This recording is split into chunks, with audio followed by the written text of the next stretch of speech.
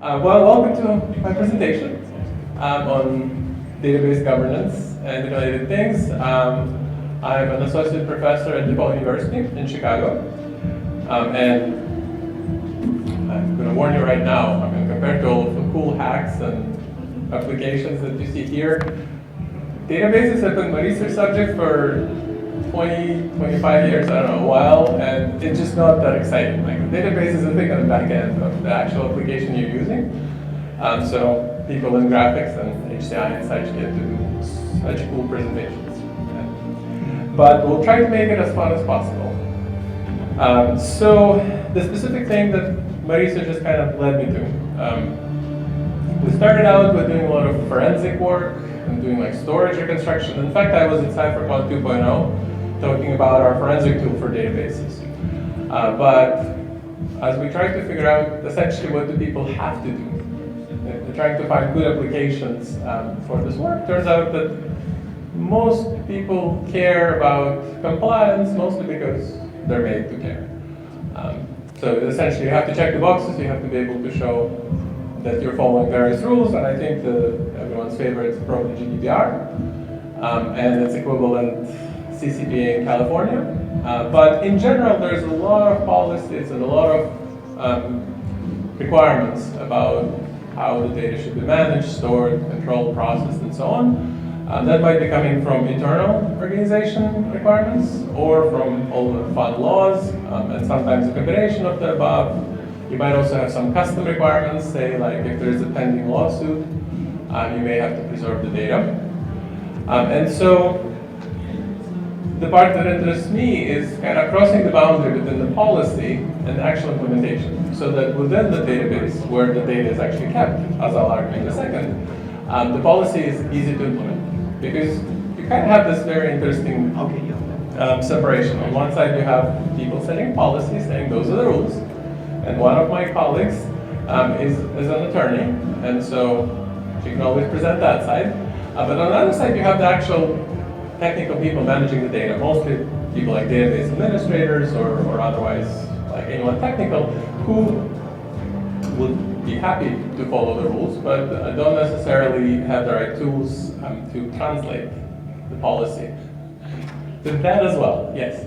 Oh, I should note, please, if you have any comments or questions, you can just say it at any time. And yes, also, yes, money is always a concern. So you want something practical and that doesn't require a lot of custom solutions. And I'm going to talk, technically there are three pillars as per the title, but we've made the most progress on retention and purging. And then consent is a much shorter and stubbier pillar at the moment, but it's work in progress.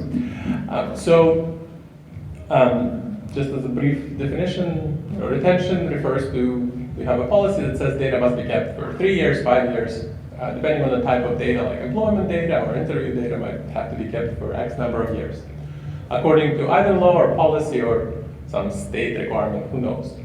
On the other side, you have purging that says that the data is to be destroyed and not retained beyond a certain duration. And there are a lot of those rules. I think one of my favorites, like there's a lot of different laws, and they obviously might conflict or overlap. I think my favorite is if you look at the camera data that people use for like the automatic video recording that police cars have. Those are particularly fun because the retention rules range anywhere between like 2 minutes, I think, in Massachusetts and New Hampshire, to like a couple of years in some other states. So like you could actually, for the same thing, it might be state by state that dictates a different duration of how long the data may be retained and after which point it has to be destroyed. And then consent is something that no one quite understands what it is, but the idea is that GDPR has established a rule requiring owners of the data to have a say in how that data is used. So specifically, you have multiple purposes, and you might, there are obviously, like, if your data is collected as part of the purchase, then it can be used for order processing, but unless you explicitly request to use it for marketing, the use cannot be extended, nor are you even allowed to ask for blanket consent, according to GDPR rules. And I imagine eventually others are going to catch up. I think CCPA in California already has. So there is extra complexity to that, and I'll talk a little bit about it at the end, but this part is still in progress. So let's talk about the retention and purging, and before I get to that, I want to kind of motivate that ultimately, as unflashy as databases are, I would argue that they're always at the back end. Like anything, any store, anything you interact with, any website, essentially, would have a database on the back end, which you don't necessarily see, of course, because you're just dealing with a web page. But it's there and it's storing the data. So I'm approaching this problem part because this is my research area, but in part because ultimately, almost regardless of how the data is processed from the user perspective, on the back end there is a database that actually does that. And I'm just never miss an opportunity to add some pictures, just like in my classes. But there's also a lot of, like, database means a lot of things. And essentially, we work with different number of them. There's a bunch of relational databases that support SQL. There's a bunch of NoSQL databases. This is just a short summary of the many systems you might be dealing with. But in general, there's extra complexity, and especially for relational databases, it was by design that they take over how the data is managed. And we've got to dig into that a lot when we were doing forensic work. Because when you look at the storage, it turns out that all sorts of interesting things might be happening in the back end, and it is by design that the user just issues a SQL query and asks for what you want to get. And then the database kind of optimizes and organizes data, creates copies, indexes it sort of as it sees fit. And there's not always even any good way to control what exactly happens. I'll talk about the motivation of that in a second. So there is not a lot of support to actually implement data governance. And to be clear, I differentiate databases from like file system or objects. Because if you're dealing with like files, like documents, then a lot of those policies become relatively simple, arguably, because let's say I have an object like a Word document with some information, and you can just say, well, I have to keep it for a year, and then it needs to go away. And AWS, object storage, and a few other systems would allow you to do that, because it's pretty easy to just put an expiration date on the document you create. The fun starts when the underlying storage is more complex. So specifically, and I'll mention some examples of that, what happens if you have several tables and the policy covers multiple tables, where a customer order actually includes both the customer table and the order information and some address information, and on top of that, some of the columns in the table are covered by the policy, but others aren't. This is where like doing it manually becomes completely impractical. And as one example, my attorney colleague keeps yelling at us saying that, well, you can't just call all of the columns to be part of the policy. If it's a key, then it's something that the database has created. It's not user data. So when your data is recorded, the customer ID is assigned by the company. So it isn't customer's data. Therefore, it can't be included in the policy. It has to follow different rules because it hasn't been collected from them. And the other fun detail is just this idea that multiple mechanisms could come into conflict. That includes retention and purging, obviously, because they have a different goal. Retention says keep, purging says destroy. But also, backups are the fun example, because all good IT policies require having backups, right? So that you're able to restore the data. But that directly conflicts with actually being able to purge the data. Specifically, if you have a good backup policy, then you have backups that are replicated, that are off-site, that are maybe on tapes. And once that happens, like if you have your backups stored as a stack of tapes somewhere, then there's really no way to destroy the data when its time arrives, because it's on tape. You don't know where it is, and generally speaking, backups are not created to be edited, because like the idea is that you make a backup and then you apply a restore, but it's not really like an active system, and they're not designed to be altered. And so this is kind of the things we try to solve. To create support within ideally all database systems. We've mostly done analysis on SQL-based, the relational kind. We've expanded a little bit into NoSQL systems in such a way that it's transparent to the user. And although I'm coming from academia, the one thing I've learned is that if you come in and you say, all right, here's how it's going to work, you're going to change your system, people are going to laugh at you. So we really kind of tried to focus on like using existing machinery to support all of those policies in such a way that the user doesn't have to know. I mean, obviously something's happening in the background, and you might have to add something to your database to make it happen, but the idea is the user can't see it. In fact, there is a little bit of prior work where they've added a mechanism that basically said, well, when you're about to violate a policy, throw an error. And that will work in terms of protecting the policies, but like what happens with all of your existing systems and scripts and users who will be complaining about an unknown error because they have no idea what they stumbled into. So one of the big motivations is to keep it completely transparent and in the shadows and in the background of the database. And of course using existing things, because again, we're trying to make it generic in the sense that it's applicable to whatever database or database systems you might have, which means you can't assume some special tools or special scripts. You want to use existing mechanisms that can be leveraged, whatever you happen to use. So to revisit the point of a business record. So as I understand it, and again, I work with an attorney, but I'm far from being an attorney, so sometimes I feel like we speak a different language. And like even terminology has to be agreed upon. But in general, the policies are defined in units of business records, because obviously when someone writes a policy, they clearly don't know what database you have or what tables you design. What they actually have is an entity, a business record, that corresponds to an event that has actually been recorded, like a customer purchase or some sort of transaction, whatever it is. It's known as a business record, and while in the simple world of files and documents, it might just be a file like an email. In an actual database, relational or even NoSQL, it will be some combination of things, like the data can spread. Especially in relational SQL-based databases, there is a process called normalization that designs tables in a certain way to minimize redundancy. And as a part of it, it splits it up into separate tables, essentially outsourcing all of the pieces that might compete. So it's pretty natural for this single business record entity to be split into multiple tables.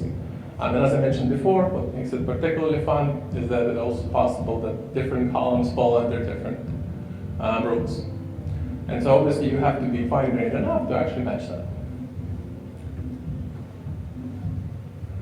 Now, the one part, we've tried to make it transparent, and we've tried to automate it as much as possible. The idea is that you should be able to set up your policies in a database, and then you should be able to just let it run, and hopefully even be able to verify that you are compliant with whatever rules are in place. So obviously the one thing that we can't really automate, at least we haven't gotten to yet, is the mapping of a policy into the database, because that's where you translate essentially things written in English into something in database terms. But the way we built it, the idea is that you have the domain experts who actually understand what the data looks like and what things mean and what words translate to within the database storage. And then possibly a legal counsel, depending on who you're working with, to sit down and map things to say, well, when we're talking about customer name, it's this column in the table. When we're talking about the purchase, it maps to that table and to those 3 columns. That part, maybe one day we'll figure out how to automate it. It's on the to-do list, but that's the one manual part where someone has to kind of make this translation and map what is a business record as described in the policy into database terms. But the idea is, like, once you get to that point, it should all be automated in actual enforcement and maintaining the rules. And once you happen, as I'll also argue in a second, like the idea is you want to define it in such terms so that the database administrator or anyone managing your data understands enough, right? Like you want to move it into SQL language, essentially, so that it's in terms that someone who manages a database can understand. And I definitely, one of my PhD students who recently started used to work as a, in compliance. And he was saying that's one of the common things, someone comes to the database administrator and says, here's the policy, make it happen. And the first sentence is like, well, what am I supposed to do? Right? Well, what does it mean in SQL? You tell me that, I might be able to make it work. Okay, so to give you a high-level idea first, so I'll start talking from I'll start discussion from retention, and then I'll talk about purging. Depending on how much time we have, we can talk about consent as well. All of those things kind of interrelate. So the idea is that retention means data must be kept for a certain amount of time. Therefore, we want to make sure that no protected data is destroyed by accident. And again, like there is no chance that the user would know anything about that or would do anything to help you. And as I said, with documents, you might be able to get somewhere, but with a database, there's just no way to track things, especially because policies can overlap.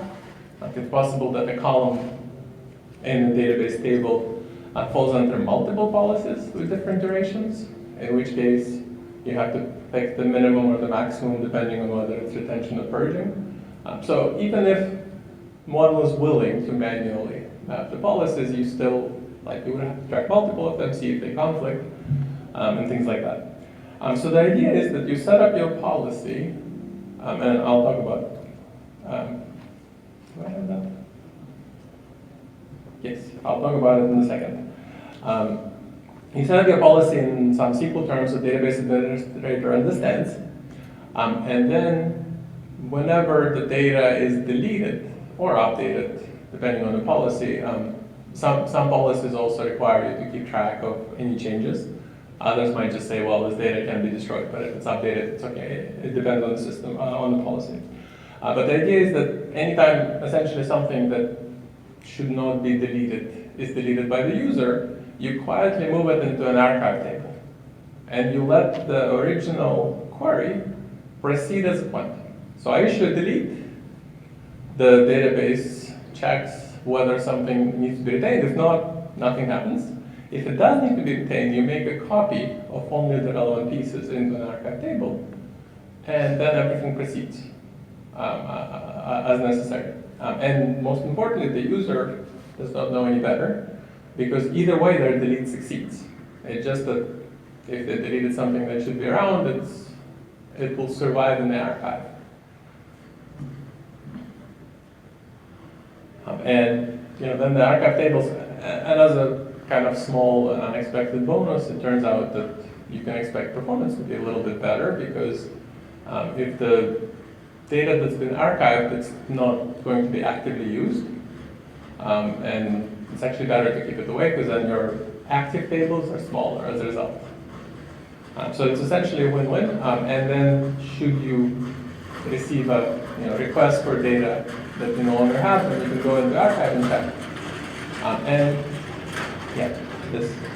So for example, and if you're not familiar with SQL, SQL is very convenient and easy to read because well, it was designed as such. It's supposed to stand for Structured English Query Language. And so, for example, you essentially do something like this. Like this is an example of keeping indefinitely all information about interviews for applicants who are hired. Most importantly, though, the idea is that someone has to explain to the database administrator what you're trying to do. And let's say that the thing that you're trying to do is to keep certain columns, like in this case, the name, date of birth, the position, the application date, and review date, an outcome for anyone who has been hired, and you do it indefinitely. So you explain that, and then the database administrator can write a SQL query that describes what you're trying to capture. And so, like, this seems like the most efficient way, because essentially instead of creating some sort of different mechanism that would try to enforce the same type of rules, you could simply use the database query itself to, instead of fetching data for the user, to identify what rows and columns are to be retained. And you can kind of check, you can do a sanity check, you can just run the query and see if it returns what you expect to retain. And of course, if it's not indefinite, then you can add a time limit or things like that. But again, all of those would be simple SQL operations, rather than anything new. The only thing really new is create, retain, that's the part we made up. But the rest of it is just a regular query that's valid by itself. And so this way it's kind of as intuitive as possible, because it is defined in the same terms and the same units as a database would know anyway. So that's an example and the idea of that. And so as far as how it would operate in practice, here's something to give you an idea. So let's say a user comes in and deletes rows 4 and 6. Now, there is a retention policy that says that the name needs to be retained. Note that in my contrived and made-up example, the social security number does not have to be kept. For whatever reason, right? Like there is a policy that says names must be kept indefinitely or for some amount of time, but the social security number isn't. So the delete proceeds as usual. However, because this information needs to be retained, a database trigger would make a copy of the relevant data, preserving rows 4 and 6 in an archive table. An archive table is the same animal, except that it has 2 additional columns. One of them indicates the name of the retention rule that caused the data to be stored. That would be the column called rule, and the policy would be called retention names. And the transaction ID is something that is needed to keep ACID rules in the database. Essentially, there's a bunch of correctness rules in the database to make sure that recovery is possible. And in order to not violate any of those, we're also storing the transaction ID in the table. But all of this information is available in the sense that there's nothing here that we create or use especially for our mechanism. We just implement it this way using database tools. And as a little detour, if you're not familiar with what triggers are an existing common mechanism in database systems, completely universal in relational and SQL-based databases, a little bit fuzzier, but is being developed for most NoSQL systems as well, as we discovered. But in all of SQL-based, like Oracle, Postgres, MySQL, all of that, it's a completely standard mechanism. It's meant to be used for enforcing custom rules. And the idea is it's a function that essentially sleeps and waits for a condition to be met. So you can attach it to certain conditions, and when the condition is met, the function executes. So you could use it for things like make sure that the bank balance can never drop below 0. You could have something to check every time you update the bank balance, the trigger wakes up, and if the action would have dropped it below 0, it causes an error to happen. My point being that this is a mechanism that is universally available. So all you have to do is to encode what you're trying to achieve here using the same system, and let it do what you need to do.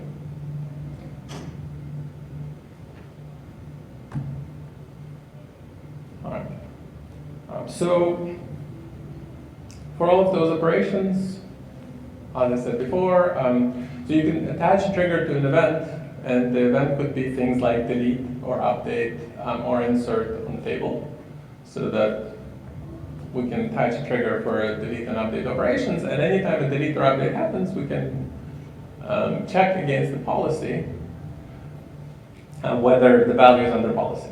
And again, if it's not, then you're done.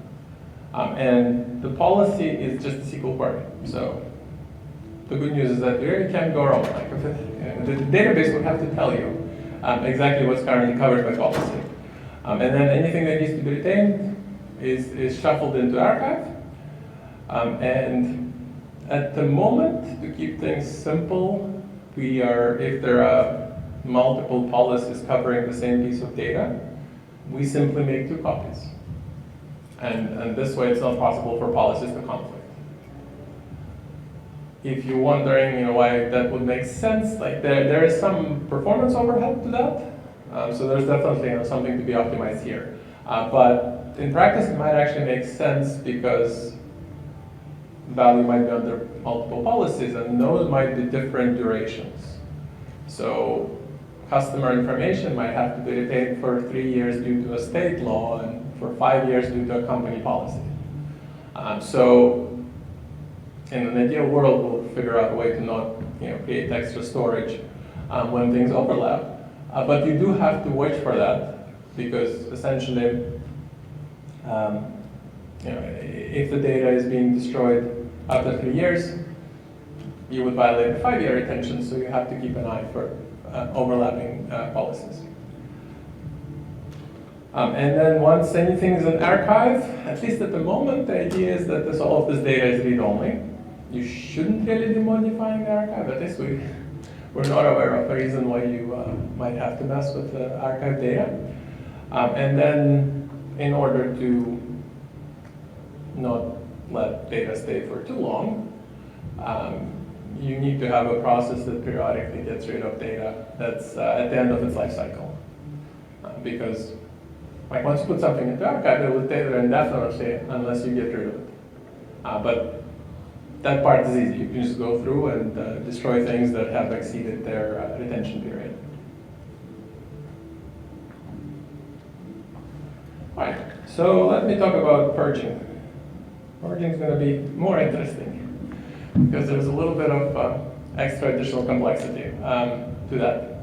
And we recently actually have implemented a combination of both, because it turns out that you have to also support purging within the retained data, because data might be subject to both retention and purging at the same time. But just to clarify what the challenge is, there's 2 pieces here. One is just the fact that data almost never goes away. That's something we've learned from our forensic work. You'd be surprised just how much data stays around. It makes for very useful forensic analysis. You can discover a lot of things because things just stay around, like database indexes. Data never disappears unless you rebuild the index. In general, all systems are kind of lazy in the sense that when you issue a delete, an item is flagged as deleted, but not actually erased, because erasing it is more work. Therefore, it's true of file systems as well, but in databases it's particularly interesting because you get this patchwork of things where a bunch of deleted but still remaining stuff is hanging around in various ways. And you could learn a lot if you're doing forensic analysis of that. So there is that concern. However, in general, we consider it almost a separate problem, or at least we optimistically assume that if you delete the data, it gets deleted, although that's not the case. However, the part that's definitely an issue is the problem of backups, because if you have a good policy and making sure your data is not going to be lost due to some sort of issue, then you have to have regular backups, and they might be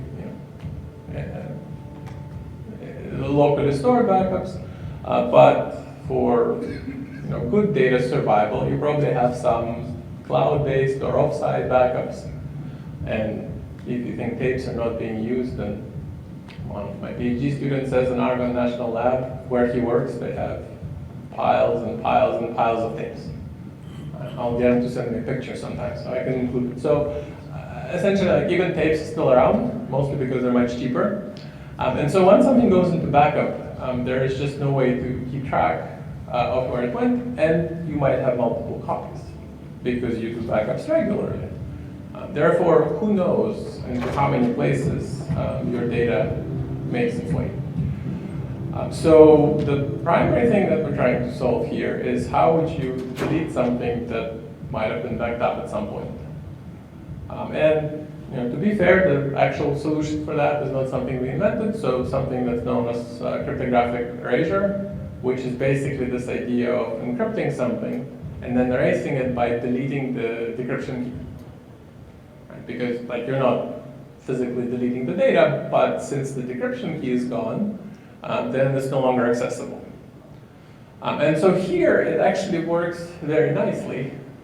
And one of my colleagues does cryptography work and research, and he was telling me that, well, it has been kind of an exciting topic for a while, but then they abandoned it mostly because you can't trust their remote server to actually follow through. Like once you send something to the remote server, whether or not it's encrypted or decrypted, they could have made a copy. But here it works surprisingly well. And specifically, the idea is that we set up a collection of keys, encryption keys for different policies and different time ranges. I'll talk more about that in a second. And then, when the data is inserted into a table that is subject to some policy, you encrypt the values that are subject to policy according to when they should expire. And you put that information into the shadow table, which is again like an invisible copy of the active table with which the user interacts. And when you go to do a backup, you back up the shadow table instead of the active one. And so then the idea is that anytime you feel like destroying some data when it goes past its expiration date, you destroy the matching key in your key table. And then the next time the data is restored, because all of it is encrypted, for the pieces for which you no longer have the key, you just get rid of the data, and now it's gone. Right? And if you restore a table from a while ago where some of the values have expired, then the user is just going to see a bunch of nulls where values used to be because you're not able to decrypt them anymore.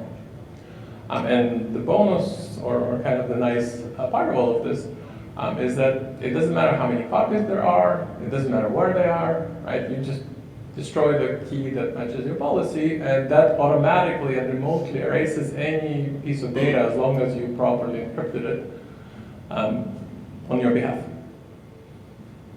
So it's actually a surprisingly effective mechanism, although there are some implementation issues, and it's not entirely cheap. We did do some evaluation. It turns out encryption is actually a big part of the cost. Say again? Is it because it also expands the data? There's also extra storage. So it does expand the data, and you do have to store the key identifier. But it might be a system-specific thing. As I'll mention, we did our experiments in Postgres. And then in Postgres, I guess whatever encryption function was available is actually pretty slow compared to database to database. It might be better. But the unavoidable part, of course, that the data is expanded. So we already published 1 or 2 papers on that, and our goal is to make it moderately expensive. Right? It's not going to come for free, but our goal is to make it moderately affordable. I think storage is not a big deal. Performance and slowdown of the queries is a bigger deal, but that's kind of what we're working on to see what's practical. But so I'm going to be free for sure. It seems to me that managing the key table is probably one of the really tough parts of all this. You got to back it up, otherwise you lose the table. Yes, but if you keep the backups around too long, you essentially still have your data longer than you expect. Absolutely. So that's an absolutely excellent point, which is what about the encryption key table? I can't tell you how many fun discussions we had about that. First, my student wrote and said, hey, we're just going to exclude those tables from backup in the paper. I'm like, no. We're not going to argue that. It's I know it's more convenient to say, well, it's a problem, so let's just not back it up, but that would be terrible, because when you lose your data, everything would just disappear. Then we had all sorts of fun, turtles all the way down to say that you have an additional tier of an encryption, a super encryption key table that encrypts the key table. we were kind of discussing to see how far, recursively you could take it. But the actual, current go-to solution, we haven't evaluated performance-wise, but our actual go-to is that, obviously you have to separate it. Goes without saying, it needs to be in a separate database. But the encryption key table is actually relatively small. So for that, you can afford to partition and redo your backups, which is not something that's at all practical with your actual database. Like, it's sufficiently small that you could load and partition the backups so that you could erase the pieces that fell into expired time range and then reback it up. But yeah, absolutely, it's a concern. And as I said, I was almost tempted to build like a chain of encryption key tables that get progressively smaller. But yeah, you've caught on kind of the biggest issue, which initially we didn't even think about. It was really fun to say, well, it's perfect, and then someone said, well, wait a second, what if you, like, as long as you have the key table, you can still recover the data anyway. And there's also somewhere there's an element of plausible deniability where, like, there comes a point where you say, well, like, I made the reasonable effort to destroy the data. However, like, our actual long-term solution, of course, the proper security and privacy says that you cannot get data. And so our goal is definitely we just need to figure out the performance practical way to do this, to make sure that you manage the encryption key table separately in such a way that you actually do destroy the key. And although you keep backups, you need to kind of recreate and clear out those backups as you go. So another example of what the purging rule looks like, and in this case, all of the super saver data must be purged after 20 years. Again, the important part is that starting from the word select, this is just a SQL query, which means the database administrator understands what it does, and you could run it to see if it even matches what you're trying to achieve. That takes the customer and sales table, joins them together, and adds a condition of 20-year range. So this is kind of an example. And the important part that all of those policies operate on business records and use straight up SQL, so that you're not inventing any new rules or any new requirements that wouldn't be supported in some other database. So to illustrate how this works, I have a customer table that has user information, and then I have policies that require me to purge social security number data and IT data in this case, but not name information.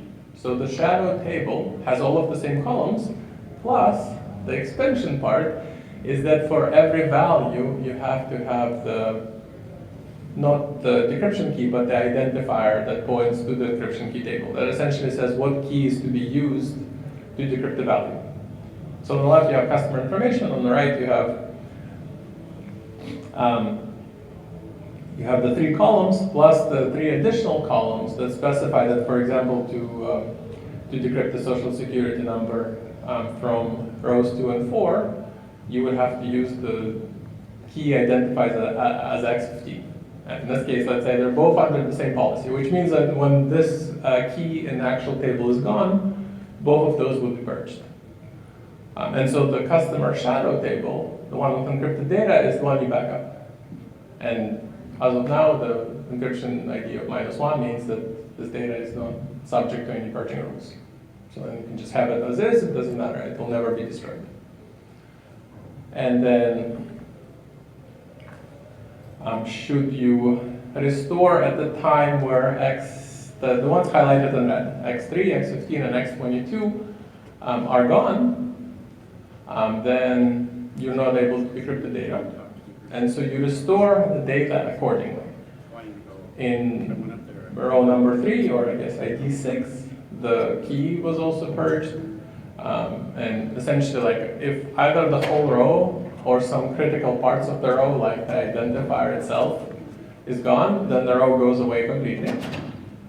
However, for other data, the social security number has been purged, and the rest of the data is fine. So when you restore the table, you decrypt it back into the user-facing table. And that's what you get from a restore past the expiration date. And so all this requires, and this is something we actually have done, tested, is tweaking the backup process a little bit. So that instead of backing up the actual tables, you back up the equivalent shadow table, and your restore process restores the shadow tables and then decrypts it back according to the policy. This part is also potentially costly, but it's a much lesser concern because backup and restore, well, backup just backs up a little bit more data. It doesn't have to do any more work, it's just a slightly bigger table, which is not a huge concern. The restore process requires decryption, but generally speaking, your restore process is not the interactive part of the database. Like, presumably, I mean, it might be a bit slower, but it's not like interactive queries that have to be really quick. So our biggest concern is the encryption part because that affects the query itself. And speaking of that, so whenever stuff happens to your database, that applies to insert and update, not so much for delete, for purging. The idea is that the user updates a value, and should that be under some policy, then a trigger wakes up, checks, and propagates the update to the database. When you insert the value, you just store the encrypted value in the shadow table. When you update, you have to, well, encrypt the new value and then update the corresponding encrypted value in the shadow table. Like essentially all of the changes you make to the table, you as the user, to the table are propagated to the shadow copy of the table, so that the shadow always reflects what the user-facing table is, because that's the one that's going to be backed up. Obviously, it has to be up to date in order for that to make sense. And this is also working with triggers and existing mechanism. And again, most importantly, the user doesn't have to know in all of this. The only kind of concern is, of course, that there's some extra work happening behind the scenes, and that can slow down queries. And somewhere I have a slide, but basically it's more of, encryption is not cheap, but it's more a function of how much data is affected, so it's not really a noticeable concern if you update a couple of rows, and like in practice, no one really updates millions of rows most of the time. I'm going to say never happens, but most of the time. So if you updated a large number of rows, that's probably something that's noticeable, because obviously like the trigger has to do its work, and it will contribute to the total query runtime. But it happens entirely transparently, and again, our biggest goal and the biggest battle is to make sure that there is no like weird errors, there is no like existing scripts that break, like none of it is affected. So like this operation, just like the previous one, cannot fail. And yeah, in general, like all of the transaction stuff would just work the same way. Both for the retention and purging, the transaction support that exists in databases would operate in the same way.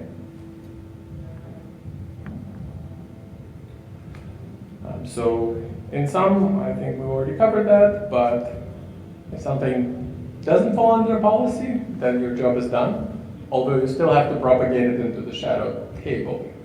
I guess I should mention that.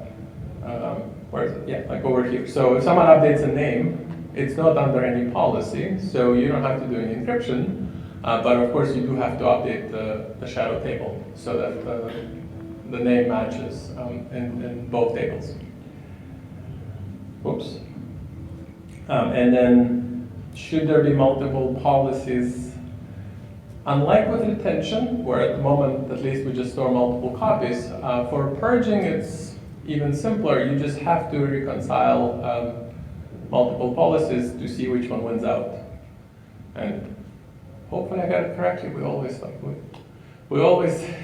double check to make sure we're on the right side of things. Like, well, one of them goes by maximum, one by minimum. So for purging, the shortest purging period would apply. Yes, question? Why wouldn't you just do that with retention as well, just in the opposite direction? So if you have a policy, if you have a law that says you have to retain it for 3 years, and your policy is to retain it for 5, but there's no purge policy, why not just keep one copy that keeps them for 5 years? That's an excellent point.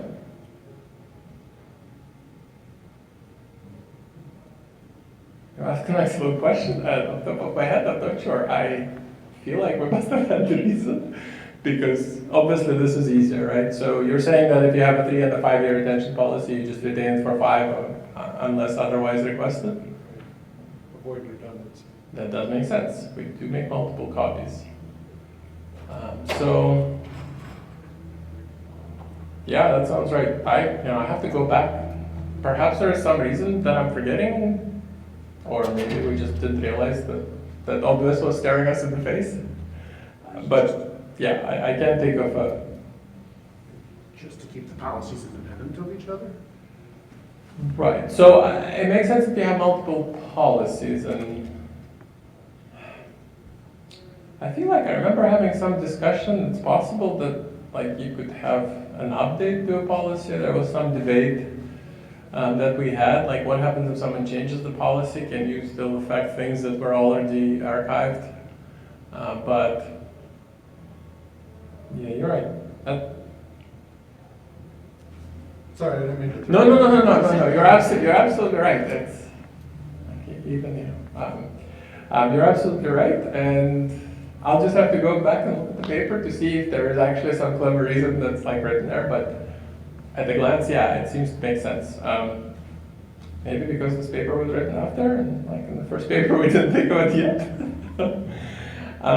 Yes, so I'll double check, and if so, we would really simplify the retention policy as well.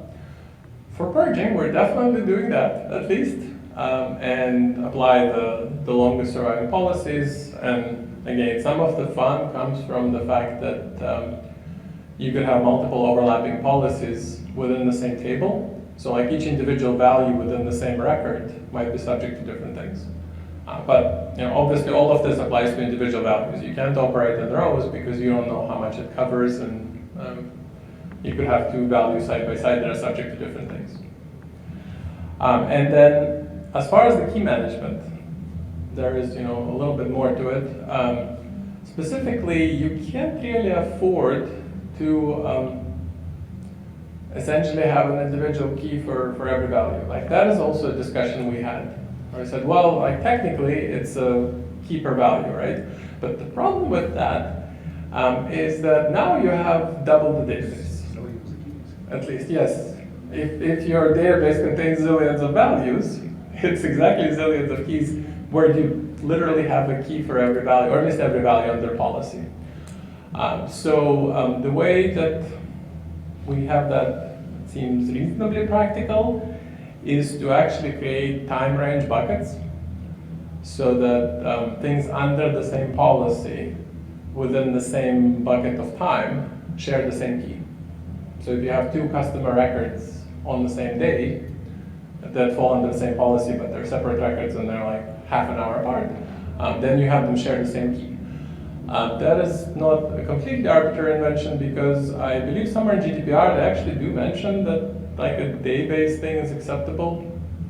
Somewhere, I have to look it up, but my student has found it somewhere where it says like at least typical or by default or whatever, that like at the day range, meaning that your expiration date is not like down to seconds, but rather it's in granularity of days. And the other nice thing, of course, is that once you establish the bucketing mechanism, you could tune that with a nice trade-off where you could make your buckets 1 second long, and then you're going to have keys for everything, or you could make it more like month-based, and then it's just going to be a much smaller table, key table to manage. It's always nice to just have a tunable system because it's all requirement dependent, I think. I can't really assume what the exact requirements are, and it's much easier to just say, depending on what you need, like what your granularity is. So we have evaluated all of this in Postgres, although again, I've been careful to check that all of this uses standard database tools, which is essentially views or SQL queries and triggers. That's all you really need. And in terms of performance on Postgres, not surprisingly, policy size is pretty much the thing that determines your costs. And that seems reasonable. So it's not really the size of your database necessarily, but the scope of how much retention you have to do. So if you have to retain a fraction of your data, then it's not that bad, but if you have to retain all of your data under various policies, then it's just going to be costly. And if you have multiple policies, obviously that's going to add up because you have to check each one of them. And then we tested purging. Encryption is really costly.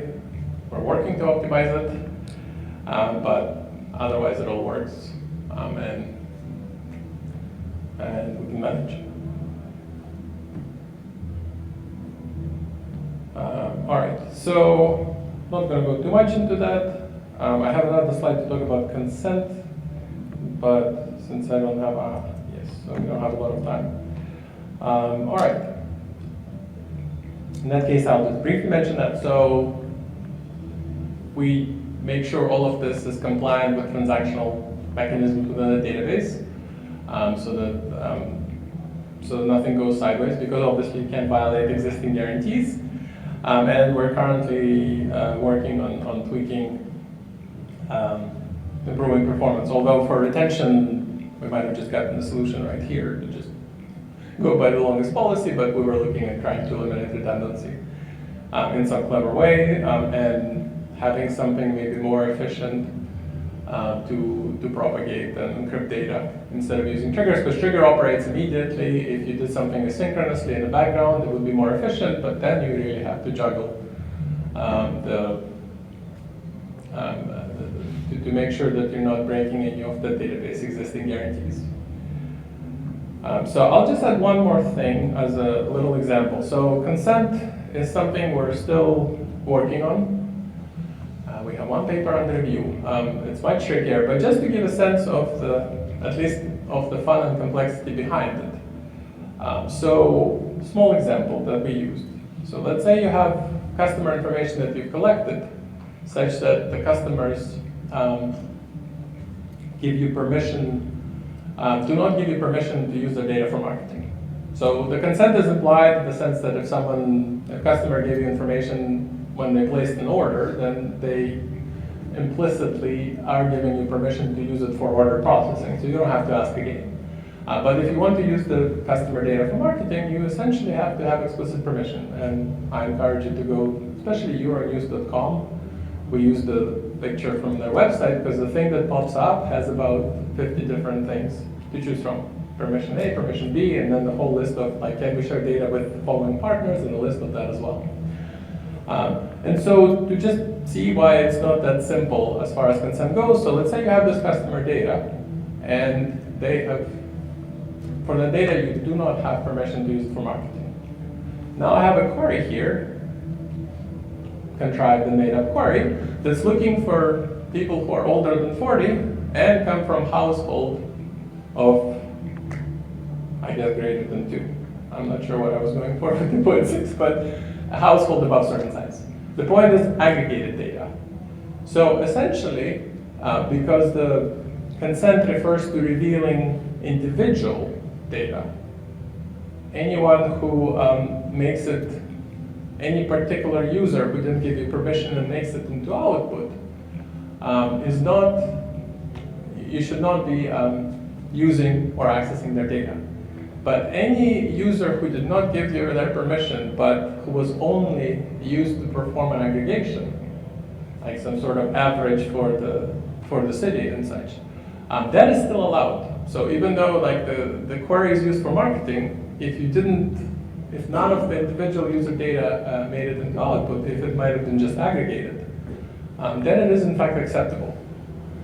And therefore, the point is that in order to answer some of those questions, you have to actually look at how the data is processed. It's not really enough to tell what it's for. And just kind of as an additional example in the same category, one of the permission types that you might give refers to combining the data with other sources. So you might collect the data that you can use, but you're explicitly not allowed to combine it with the same person's data collected through other means, like customer data versus like web analytics. And therefore, again, what makes it a real challenge is that you have to actually look at what the database query is doing. It's not enough to say, well, like you can't use marketing because this is a marketing query. You have to look and see, well, what am I actually doing with data, and is it or is it not violating existing rules? All right. So I think we've pretty much covered all of this, but as a summary, our goal is to incorporate all of those cool things into database systems, all possible database systems, as generic as possible, in such a way that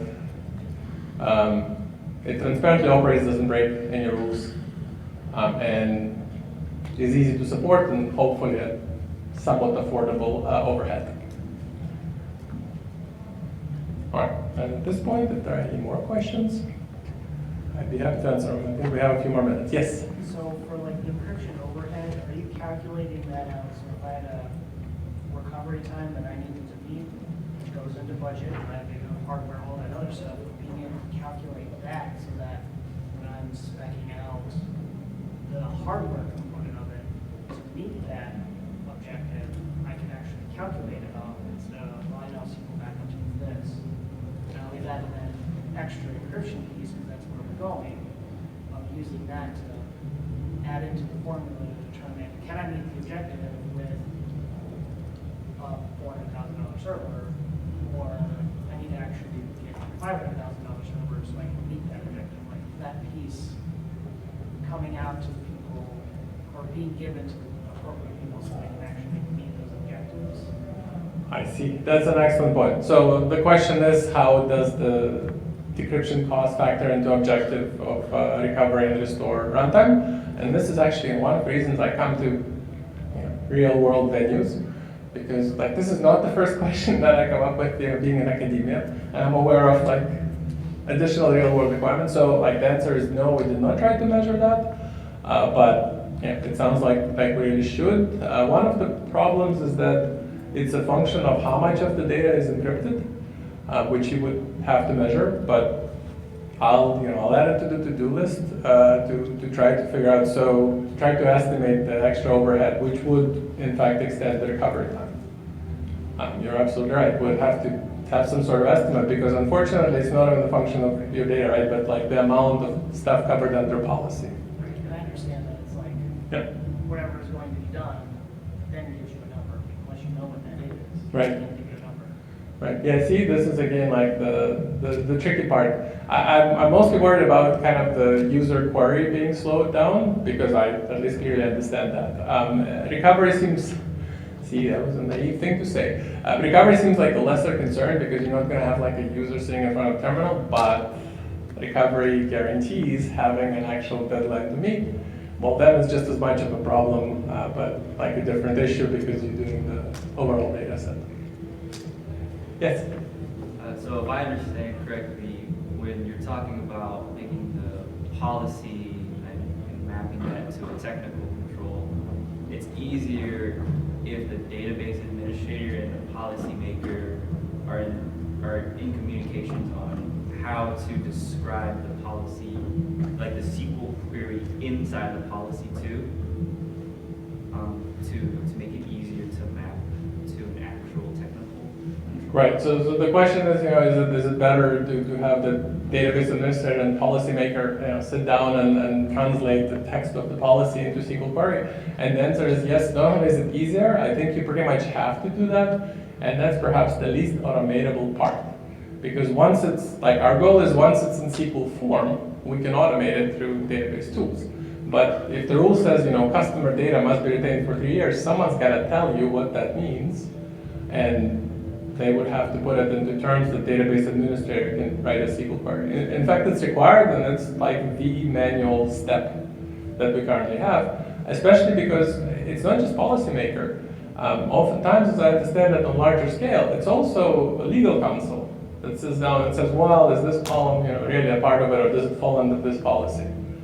So it might not even be enough to have a policymaker and database administrator. You might have a lawyer sit in as well. So yes, absolutely, you have to do that, and one day we hope to make it at least semi-automated, but you would have to do text analysis and who knows what else. I feel like that's a big gap in the industry now, is having a person who can read the policy, understand the data, let them know exactly what that is, and then have enough resources to do that, to actually talk to the database. Oh, absolutely. Such a big gap. Absolutely. I find this gap between the policy and database administrator fascinating. I'm not sure how it works now, to be honest. Like, I only have a clear understanding of the database and the technical side of it. And I can tell you for a fact that for certain things, like, there's just no way that you can meet those requirements.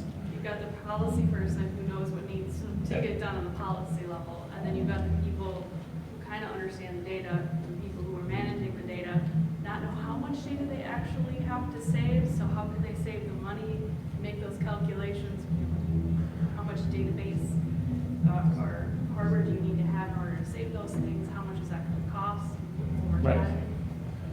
Right, absolutely. Pull logs in, it's a fun game.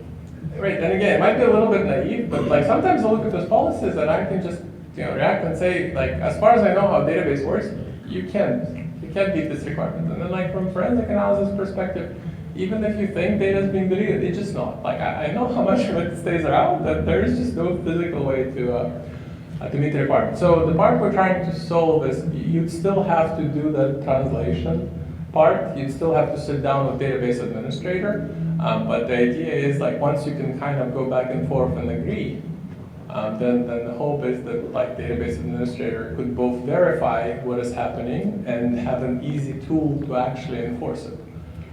But I mean, actually jumping that boundary probably be a new research project of helping translate policy text to a requirement. Because I guess my point is with all of this, like even if you did do that and you had the SQL equivalent of a policy, you still have to actually enforce it. And there's no built-in tool really to do that.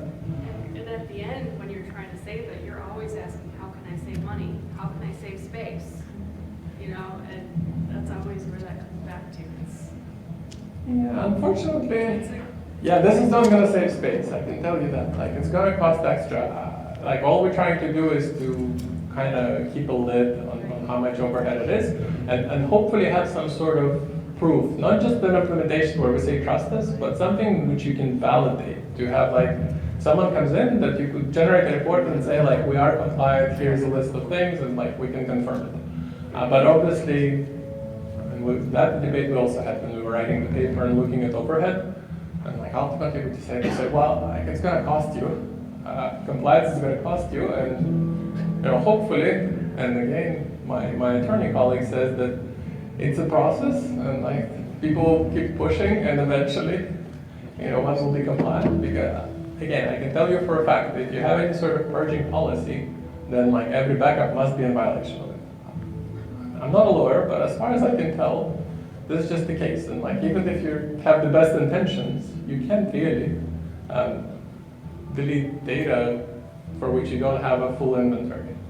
Like if something's on tape, you just can't. Like it doesn't matter how much you want to, you cannot. And my understanding is that this might be tested in court sometime soon, but basically you can't argue you don't have it. And so the other fun motivation is that it's also potentially liability. So like if I can argue that you still have that data, then you still have it, and you might be requested to produce it. There's some fun legal cases like of trading off the data that you must produce and the cost of producing it. There were some cases a few years ago, but ultimately, this is going to be resolved eventually. I think it's just still an evolving field because GDPR is new and CCPA is even newer, and like the new policies that are being passed are happening like right now. I think it was like a few months ago that they announced that they're going to start really to enforce the CCPA in California. I think it was like within a year or so that they passed it before, but there was some grace period. Thank you. January 1st. There you go. So like now they're actually enforcing it, and it's we're working on trying to build a defined database. There are several websites and tools that mostly for GDPR that keeping track of either like the biggest or like an overview of fines that were imposed and reasons for it. It's a fun read. It is. Maybe you guys can tell me if this is a real world problem. I'm kind of fascinated with the idea of that partial purge, where I say after 3 years, the social security number isn't retrievable anymore and it effectively turns into null. What does that do to the application? It probably is expecting a value to come back and was it written to handle it null? That's an excellent question. So, like, what happens to the data that's partially destroyed? Yeah, the application might not like it. The thought has occurred. Like the simplest example: if your table does not allow you to have a null, then like that would be a problem on restore. One thing that someone had suggested when I gave this talk before, and I think we can do it through encryption decryption mechanism, is to essentially anonymize it, meaning that like pseudo-anonymize it, where you decrypt it not into a null but into some other unrelated value that's consistent, right? So especially for things like salaries or whatever, that the idea would be that maybe the same value maps into something else, but it's some random amount. And then this way, the value would still be meaningless, but it's definitely not going to break the application. So you could either have like a placeholder, or it's on our to-do list to have something that decrypts into anonymized value rather than a null. Because, yeah, you're right, for some cases, the application might really not enjoy that. Or just have a default thing that it fills null within the application if you're. You could also do default, but I bet you it's not going to fly because, for example, a social security number would typically have a unique tag on it. It's a primary key or something along that line. People do that though. It wouldn't necessarily be, well, yeah, it wouldn't necessarily be a key, but it would definitely be unique. So having like repeating social security numbers is also not great. So I think the solution is to essentially do the anonymization, meaning that you replace it by some valid value that follows the same rules so that none of the applications or queries you have freak out. But of course, like you'd still have to be aware of the fact that those are no longer valid numbers. And that part is right. I can imagine in that case, this application starts spinning out 1099s to random social security numbers. Or, alternatively, you flag someone, like a bunch of people, as having a fake social security number because they all have the same value.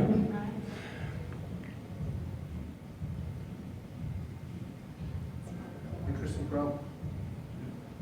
There's still a lot of work to be done, which is why I'm out here trying to learn a little bit more about the real world applications, because I'm really trying to make it work in practice, because I'm aware of how often academic solutions are just that, in classroom, incomplete prototype. All right, well, thank you very much.